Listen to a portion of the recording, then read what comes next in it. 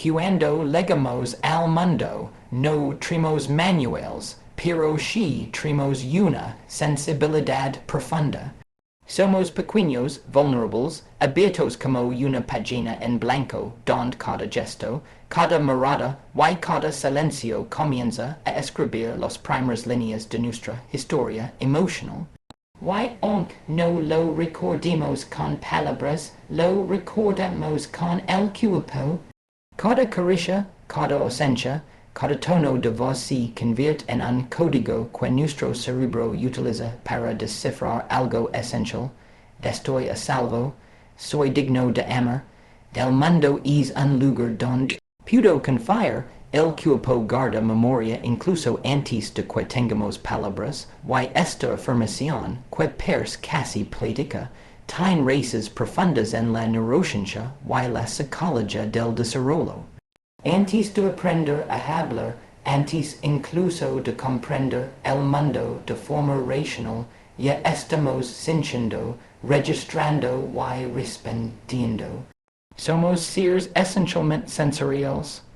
Todo entra por la piel, por los sonidos, por la temperatura, por los ritmos del ambiente, por las tensiones invisibles y las presencias o ausencias de quienes nos rodean. Y aunque más tarde no podemos recordar estas experiencias como historias lineales, el cuerpo las almacena en forma de sensaciones, impulsos, reacciones automáticas y patrones que marcan la forma en que nos relacionamos con nosotros mismos y con los demás.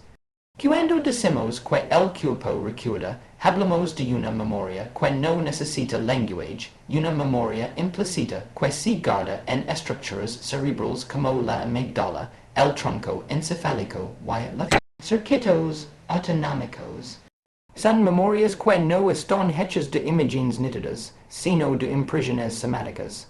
Tensión en el pecho, alerta ante lo imprevisto, calma ante la ternura, miedo ante el silencio, o una búsqueda casi automática de contacto. Un bebé no puede decir tengo miedo, o me siento abandonado, pero sí puede sentir una olada de angustia que su sistema nervioso registró y, si se repite con frecuencia, convierte en una forma estable de reaccionar.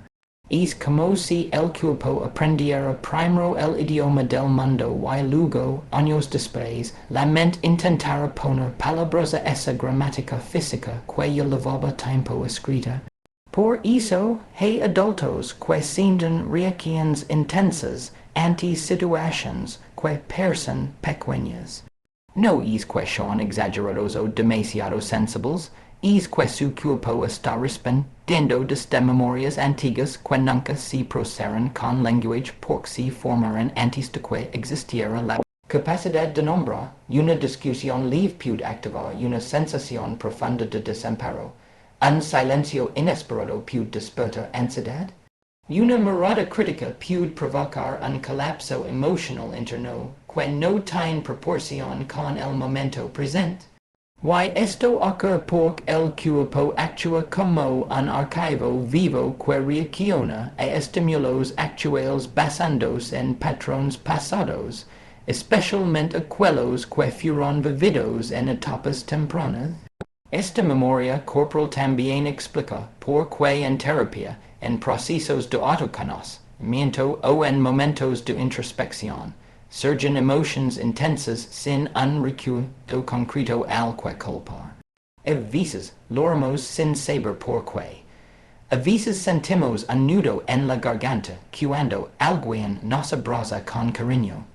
A veces el cuerpo se tensa sin motivo aparente.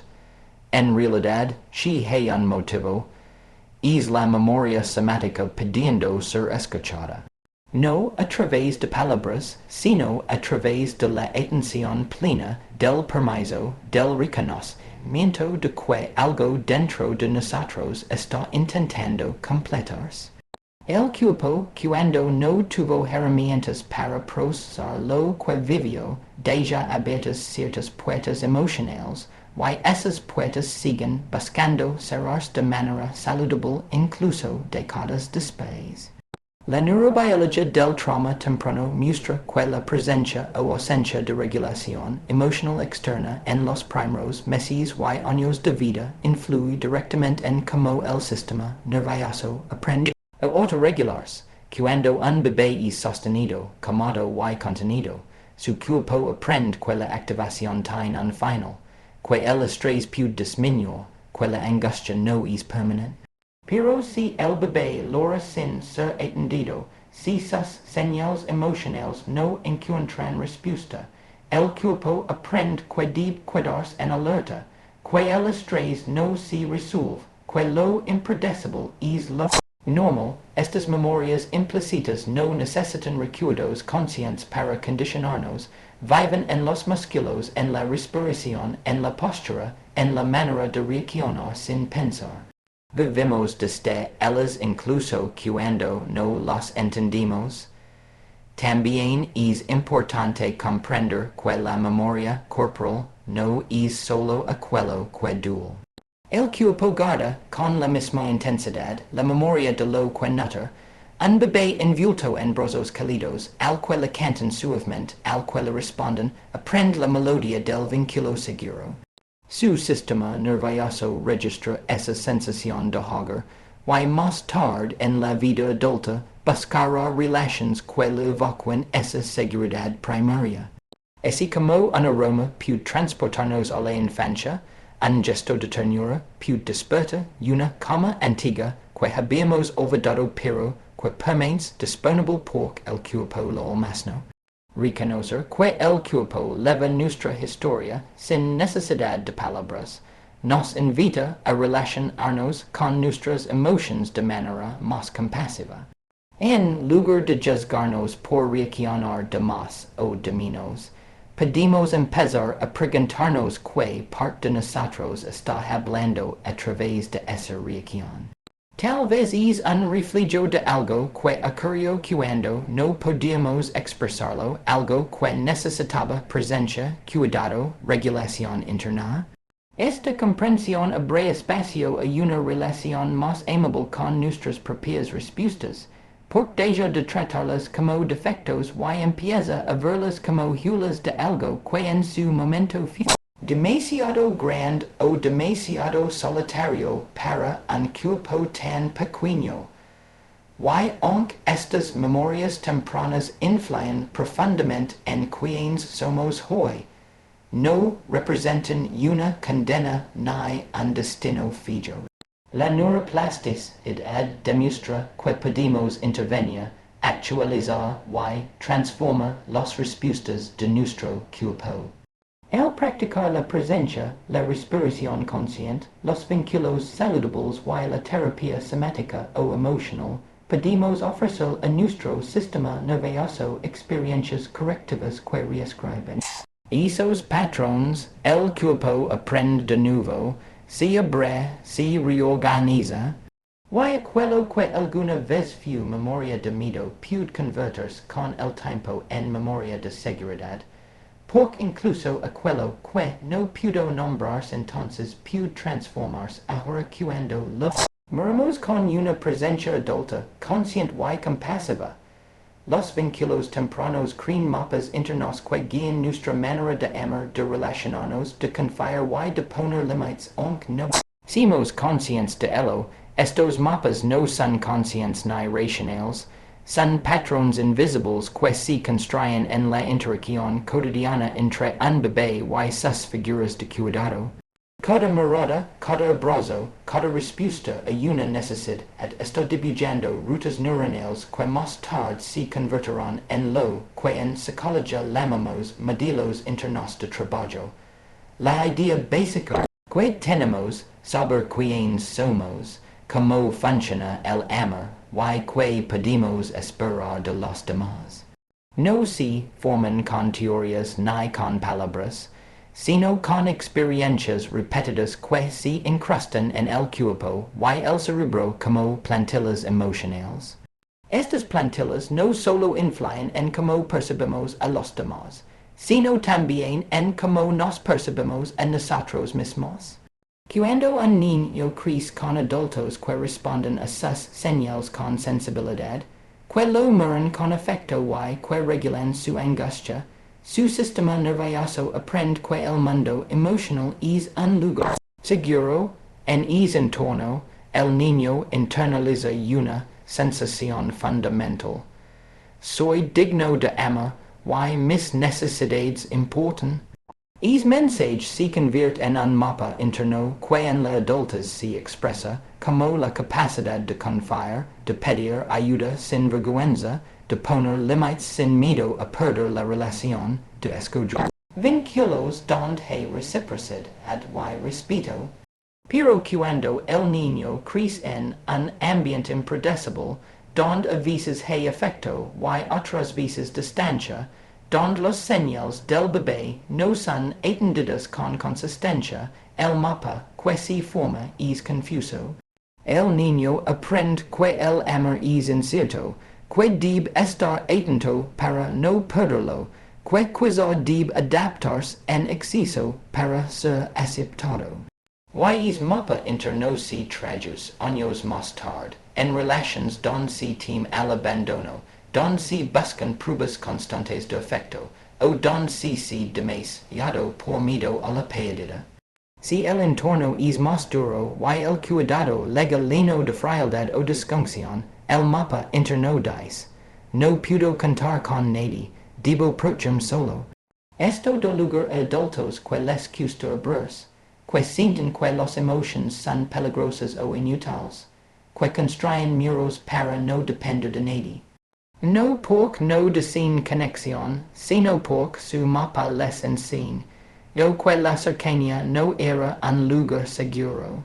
Estos modelos internos no son defectos de carácter, son adaptaciones inteligentes del sistema nervioso ante el entorno que les tocó vivir.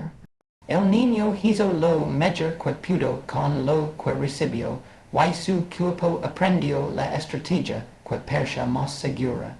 Lo fascinante es que estos mapas se activan automáticamente en la vida adulta. No elegimos nuestros patrones emocionales, son reflejos condicionados por experiencias muy tempranas. Por eso hay personas que sienten ansiedad cuando alguien tarda en responder un mensaje o que entran en pánico cuando perciben distancia emocional en una relación, aunque racionalmente sepan que no hay peligro. El cuerpo está interpretando la experiencia actual a través de un mapa antiguo, como si fuera aquel niño que dependía completamente del otro para sentirse seguro. Lo mismo ocurre con quienes se desconectan cuando sienten demasiada cercanía. No es desinterés ni frialdad, es un mecanismo aprendido hace mucho tiempo para protegerse de un entorno emocional que no era confiable. Estos modelos internos también influyen en cómo establecemos límites. Si de pequeños nos enseñaron que expresar necesidades generaba rechazo o incomodidad, podemos crecer creyendo que pedir lo que queremos es molestar. Esto nos lleva a relaciones desbalanceadas donde damos de más, y recibimos poco, o donde nos cuesta decir no, por miedo a perder el afecto. En cambio, quienes crecieron con cuidadores que respetaban sus ritmos y señales aprendieron que sus límites eran válidos, y en la adultez tienen más facilidad para decir lo que piensan sin culpa. Para negociar con respeto y para alejarse de relaciones que no les hacen bien. Otra forma en que estos mapas se expresan es en nuestra capacidad de reparar conflictos. Un niño que vivió experiencias de reparación donde después de un malestar hubo una reconciliación cálida aprendió que las rupturas emocionales no son el final del vínculo, sino parte natural de la relación. En la adultez, estas personas pueden hablar después de un desacuerdo, pedir disculpas, buscar entendimiento. En cambio, quienes no tuvieron modelos de reparación pueden sentir que cada conflicto es una amenaza existencial, como si el vínculo entero se tambaleara. Esto puede llevarlos a evitar conversaciones difíciles, a romper vinculos abruptamente o a quedarse atrapados en dinámicas de miedo, donde cada desacuerdo se vive como un abandono inminente. Aunque estos mapas son profundos, no son definitivos. La neurociencia afectiva y la teoría del apego muestran que los modelos internos pueden actualizarse a lo largo de la vida.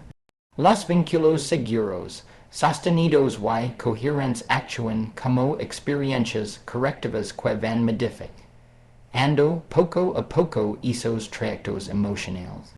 El cerebro adulto sigue siendo moldable y cuando se encuentra con relaciones donde hay respeto, constancia y cuidado, comienza a construir nuevas rutas internas. La terapia, la introspección y las prácticas de regulación emocional también ofrecen caminos para reescribir estos mapas. El proceso no es rápido, pero es completamente posible. Así como los primeros vínculos digeran una hula, los vínculos presentes pueden digerir otra. Reconocer que nuestros patrones actuales nacen de esos primeros mapas no significa que estemos condenados por ellos. Al contrario, nos brinda una brújula. Nos permite saber de dónde vienen nuestras reacciones, nuestras elecciones afectivas, nuestros miedos y nuestras búsquedas. Y cuando sabemos de dónde vienen, podemos transformarlas con mayor compasión, con mayor claridad, con mayor libertad. Porque aunque no elegimos los mapas que nos fueron dibujados, sí podemos elegir cómo queremos redibujarlos hoy. La neuroplasticidad es, quizá, una de las mayores fuentes de esperanza que nos ofrece. La ciencia nos recuerda que, aunque nuestras experiencias tempranas hayan moldado profundamente nuestro sistema nervioso, ese molde no es rígido ni definitivo. El cerebro es una obra en construcción constante, un tejido vivo que se reorganiza, se adapta, aprende, desaprende y vuelve a aprender. Esta capacidad de transformarse a través de nuevas experiencias, relaciones, prácticas y comprensiones internas permite que aquello que fue inscrito en los primeros años no tenga que convertirse en un destino. Podemos haber crecido con miedo y aún así aprender la cama. Podemos haber crecido en entornos impredecibles y aún así desarrollar seguridad. Podemos haber aprendido patrones de discurso y, con el tiempo, aprender a vincularnos de forma más abierta, más sana, más libre. La neuroplasticidad funciona como un puente que une nuestro pasado con nuestro futuro. Las experiencias tempranas nos configuraron porque, en la infancia, el cerebro es especialmente moldable. Sin embargo, esa malleabilidad no desaparece, solo cambia de forma. De niños, cambiamos principalmente por la influencia externa de quienes nos cuidan. De adultos, podemos cambiar por la influencia consciente de nuestras decisiones, de nuestros vínculos presentes. De la terapia del autoconocimiento y de prácticas que le enseñan al sistema nervioso nuevas rutas. Esto significa que cada experiencia segura que vivimos hoy, un abrazo genuino, una conversación honesta, un límite sano, una respiración profunda que calma, una relación estable, tiene el poder de modificar circuitos que se formaron hace décadas. Es importante entender que el cerebro no distingue entre una experiencia vivida a los 2 años y una experiencia vivida a los 30 o a los 50. Lo que le importa es la repetición, la coherencia y la intensidad emocional con la que algo ocurre. Si, por ejemplo, alguien pasó su infancia sin do que debía estar alerta todo el tiempo porque su entorno era impredecible, su amígdala, el centro del miedo, aprendió a activarse con rapidez. Pero cuando en la adultez comienza a exponerse a espacios de tranquilidad, de rutina emocional, de presencia segura, el cerebro empieza a registrar esas señales de calma. Las sinapsis que sostienen el patrón del miedo se debilitan, y los que sostienen el patrón de la seguridad se fortalecen. No es magia, es biología. El sistema nervioso responde a lo que recibe, y si recibe estabilidad, aprende estabilidad. La neuroplasticidad también explica por qué la terapia es tan poderosa. No se trata solo de hablar, se trata de tener una experiencia emocional diferente en un contexto seguro. Un terapeuta que escucha sin juzgar, que valida, que acompaña, esto ofrecen, do algo que quizá el sistema nervioso nunca tuvo. Un espacio donde es posible sentirse visto, sostenido, comprendido. Esa vivencia, repetida en el tiempo, actúa como una actualización del mapa interno. De pronto, el cuerpo empieza a aprender que expresar emociones no es peligroso, que la vulnerabilidad no conduce al rechazo, que la presencia del otro puede ser un lugar de descanso. Estas son experiencias nuevas que literalmente reconfiguran las conexiones neuronales. Del mismo modo, los vínculos afectivos sanos pueden tener un efecto transformador.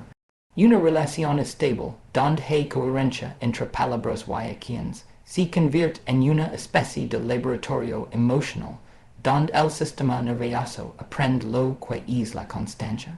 Para alguien que creció en un entorno inestable, esto puede sentirse extraño. Yo al principio incluso pude generar resistencia o desconfianza. Pero con el tiempo, el cuerpo comienza a relajarse, a ceder, a confiar. Es como si los neurones tomaran nota. Así se siente la calma, así se siente la seguridad, así se siente el amor que no exige miedo. Cada una de estas experiencias va, poco a poco, suavizando los patrones antiguos y construyendo caminos nuevos. La neuroplasticidad no borra el pasado, pero permite que el pasado deje de gobernar el presente. Es posible que una persona con apego ansioso aprenda a autorregularse, que alguien con apego evitativo descubra la intimidad sin sentirse atrapado, que quien vivió trauma temprano pudo desarrollar una sensación interna de hogar. No es un proceso lineal ni rápido, porque el cerebro siempre intenta volver a aquello que es familiar, incluso si lo familiar duele. Por eso la repetición es tan importante. Repetir experiencias seguras, repetir prácticas de regulación, repetir límites firmes, repetir gestos de autocuidado. Cada repetición fortalece las nuevas conexiones y debilita las viejas. Las prácticas corporales como la respiración consciente, el mindfulness, el movimiento somático, el yoga o incluso ejercicios de tensión y relajación también son herramientas de neuroplasticidad. Cada vez que enseñamos al cuerpo a bajar la activación, estamos mostrando al cerebro que puede elegir una respuesta diferente. El sistema nervioso que aprendió a sobrevivir en alerta, aprende ahora a vivir en presencia. La reflexión interna, la compasión hacia uno mismo y la narrativa personal también son formas de reescribir el cerebro. Cuando reinterpretamos nuestra historia no desde la culpa, sino desde la comprensión, cuando miramos al niño que fuimos con ternura y no con juicio, estamos cambiando no solo nuestra percepción, sino nuestra biología. La autocompasión activa zonas cerebrales vinculadas con la regulación emocional y apaga circuitos relacionados con el miedo y la autocrítica. De nuevo, es la neuroplasticidad en acción, un cambio interno produce un cambio neurológico. En última instancia, la neuroplasticidad nos recuerda que no estamos estancados en nuestras heridas. Nos invita a ver nuestro cerebro como un jardín donde aún podemos plantar semillas nuevas. Incluso si algunas races viajes siguen ali. Cada acto de amor propio, cada limite sano, cada conversación profunda, cada respiración consciente y cada gesto de cuidado, hacia nosotros mismos y hacia los demás son pequeñas experiencias que, acumuladas, transforman los paisajes internos. Porque no elegimos como comienzo nuestra historia la neuroplasticidad, ad nos permite participar activamente en cómo continúa. Sanar implica comprender nuestra historia con compasión, no para buscar culpables, sino para recuperar el poder sobre quien elegimos ser hoy. Este punto es esencial porque toca la raíz del proceso de transformación emocional, la capacidad de mirar hacia atrás sin quedarnos atrapados ahí, de reconocer sin condenar, de entender sin justificar lo injusto, y saber to do, de dejar de ver nuestro pasado como algo fijo, y empezar a verlo como información que nos libera. Cuando hablamos de compasión, no hablamos de lástima ni de indulgencia excesiva, hablamos de una mirada profunda, madura y amorosa hacia nuestras experiencias tempranas, especialmente hacia las partes de nosotros que aprendieron a sobrevivir como pudieron.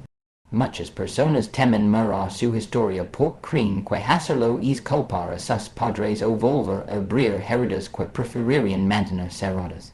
Pero comprender no es culpar, comprender es iluminar.